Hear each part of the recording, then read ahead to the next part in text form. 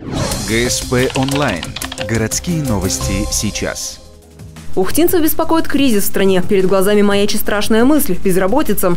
Но в Ухтинском центре занятости населения утверждают, причин для беспокойства нет. Всего в городе почти 66 тысяч человек экономически активного населения. Из них, по официальной информации, работу не могут найти лишь 299. Заявлено всего от 2 предприятий пока сокращение, и то предполагаемое сокращение численности.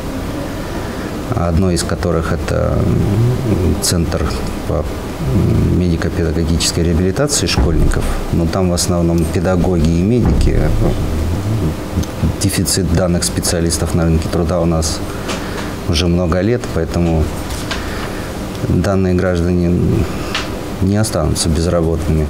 Как нам сообщили, для желающих медиков и педагогов городадминистрация уже подыскала новые места работы. Кроме того, люди, попавшие под сокращение, могут пройти курсы по повышению квалификации либо переобучению. Специалисты отмечают, что самая сложная ситуация в нашем городе была в 2009 году. Тогда не могли трудоустроиться 798 человек. Тем не менее, уже много лет в Ухте наблюдается самый низкий уровень безработицы по республике Коми.